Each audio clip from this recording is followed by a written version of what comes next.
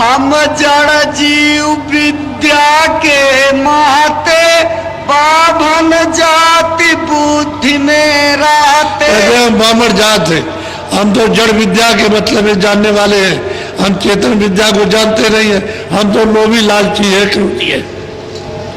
आपने ऐसे को सुधारा कि जो मतलब जड़ जात और बाहर मतलब उसी को मानता हो, मानी अपमानी और क्रोधी और लोभी लालची, ऐसे के ऊपर कृपा की है। फिर दया हो जाएगी, फिर आकर के सुनाएंगे दोनों। पढ़ी पढ़ी कहे हम जन्म गवावा, संतन सन्मुख राखी। अब वही पंडित कहते हैं, पंडित जी ब्राह्मण की हम भाई सारा अपना जन्म बर्बाद कर दिया और संतों से हमेशा विरोध किया। कबीरदास जी वही काशी में रहे, उनसे विरोध हो गया, उनको निकाल करके बाहर कर दिया, भगा दिया। वो रहदास जी काशी में रहे, पूरे पूरे महात्मा पूरे संत रहे, उनको वहां उन्होंने भगा दिया तो दूसरे चले गए वहां काशी छोड़ करके। आप आए थे, आपको भी भगा देता, लेकिन कृपा आपने कर दी, दया कर दी इस ब्राह्मणों के ऊपर में, दया कृपा हो गई तो मतलब ये आपने अमूलक चीज दी। बोलो।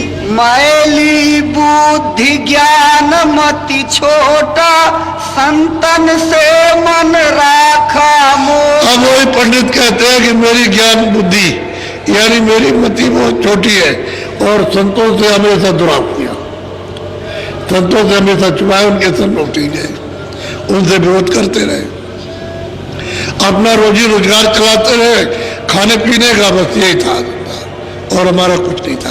इसमें कोई दखल डालेगा तो हम उसके विरोधी हो जाएंगे। बोलो। तासे विधि भेद नहीं पाई, अब स्वामी तुम सब दर्शाई। कहते इस वजह से हमको ये भेद नहीं मिला जो आज आपने दिया, और आपकी कृपा और दया हो गई तब हमको ये अभेद मिला। अगर दया कृपा नहीं होती हम आपके पास कभी नहीं आते और बैठ के कभी सुनते ही नहीं, कि हमारा तो मन मोटा था, बुद्धि हमारी जो है वो तो पढ़ी लिखी में उसमें चक्कर मार रही थी और हमको जानते थे लोभी लालची थे। आपकी बहुत बड़ी दया हुई। अच्छा, इनके पास बहुत धन था, बहुत धनाट थे, ये ब्राह्मण थे लेकिन धनाट बहुत थी, बड़ा पैसा था इनके पास। बोलो। तुम्हारी कृपा नजर विधि सारी, विधि विधि देख परी गति न्यारी। अब गोस्वामी जी महाराज वो कहते हैं, ब्राह्मण गोस्वामी जी महाराज थे कि तुम्हारी कृपा हो गई तो हमने अपनी नजर से, अपनी दिमाग से, ज्ञान से, तुष्टि से, नेत्र, ये सब विधि विधान के साथ में सब देख रहा, ये सब देखा, और जो और कृपा हो जाएगी उसको भी आपकी दया से देखेंगे, वो भी आपके सामने हाजिर करेंगे। बोलो। तब श्यामा बोला अति दीना, मन बुद्धि चित चरणन में लीना। श्यामा उठा बोला, कह लगे आपकी कृपा और दया है कि हमारा मन बुद्धि और चित्त जो है वो निर्भर हो गया और आपके चरणों को पकड़ लिया। वो भी बहुत बड़ा धनाढ़ और विद्वान था, ये सब विद्या के पूरे थे और धनाढ़ से कोई कमी नहीं थी। जैसे सेठ साहूकारों के पास धन होता है ऐसे ही उनके पास धन था, तो धन के घमंड हुए, विद्या के घमंड हुए, फिर जाति ऊंची है ब्राह्मण के घमंड में, किसी को समझते थे किसी को कुछ नहीं, लेकिन अब कहते हैं कि हमारा मन और बुद्धि और चित्त आपके चरणों में लौटलीन है, अब इनको नहीं छोड़ सकते। बोलो। स्वामी स्वामी मैं बलिहारी, तुम्हारे चरणन में सुख भारी। हम कहते हैं स्वामी जो जो आपके चरणों में आएगा वही सुख तो भारी मिलेगा, उसको सच्चा आत्म सुख मिलेगा, और आत्मा का यही जीवात्मा का छुटकारा होगा और कहीं भी छुटकारा नहीं हो सकता। जिन जिन तुम्हारे चरण निहारा, सो सो उतरे भाव जल पारा। ब्राह्मण कहते हैं कि स्वामी जिन जिन्होंने आपके चरणों को पकड़ लिया, आपको देख लिया और छोड़ा नहीं, वो भवसागर से पार जाएगी, उतर जाएगी। अब भवसागर तो यह है कि यहाँ से चलो स्वर्ग और वैकुंठ को पार करो तो ईश्वर को उसका दर्शन करो, तो ऊपर में ब्रह्म का दर्शन करो तो उसके पार पार ब्रह्म का, तब उतर पार में उतर के जाओगे। भवसागर तो बहुत दूर है, और जब तक इनको पार नहीं करोगे तब तक तुम भवसागर के अंदर ही रहोगे। फिर जन्मो फिर मरो, आप पुण्य का फल तो प्राप्त कर लोगे, लेकिन यह है कि उसकी एक अवध है।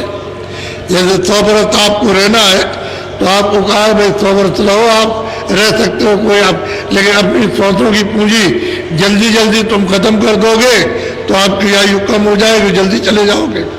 ऐसे ही वहां पर जो पुण्य किया, स्वर्ग में गए तो चलो 200 बरस, 400 बरस, 500 बरस आराम से सुख से रहे, वहां कोई कष्ट और कलेर और व्याधा नहीं है वहां। और जब पुण्य भोग लिया तो फिर मृतलोक में आ गए। फिर मनुष्य शरीर में जन्म हुआ, किसी राजा के घर में सेठता उतार के, और फिर तुमने मनमानी पाप किए तो सीधे नरकों में जाओगे। कृष्ण भगवान ने क्या कहा था कि देखो हे अर्जुन, ये जो चीटा चला जा रहा, ये तुम्हारे सामने, ये कई बार ब्रह्मा, कई बार विष्णु और कई बार ये सिर हो चुका, और इसको ये गति मिली है। वैसे समझा रहे कि देखो ये गति इसको मिली, देखो। तो उनकी भी एक अवध है, वो तो कुर्सी है। जब उनका समय पूरा हो गया तो जीवात्मा को हटा के दूसरे को बैठा दिया, और उसको उसमें बैठा दिया, उसको उसमें, और वो ब्रह्मा हो गया, विष्णु हो गया, वो शिव हो गया। काम तो एक ही है, तो कुर्सी है, जो कुर्सी में बैठ जाए। आपको निकाल के लगा दिया और फिर नीचे जन्म दे दिया। अब यहाँ आप करोगे कर्म, कर्म के बंधन में बंध जाओगे तो वापस लौट के नहीं जा सकते हो आप। वो भी एक अवध है, ऐसा नहीं, लेकिन कुर्सी है ब्रह्मा की, विष्णु की, शिव की कुर्सी। उसमें जो बैठ जाएगा वही काम करेगा जो कर रहे हैं। आपको ये भेद मालूम नहीं है। तो हे स्वामी, आपकी कृपा होते हो गई कि हमारे ऐसे ब्राह्मण को उबार लिया आप, और ये चीज आपने दी है जो कहीं मिलेगी नहीं, और जो जो आपके चरणों में आएगा वही भवसागर से पार हो जाएगा। बोलो।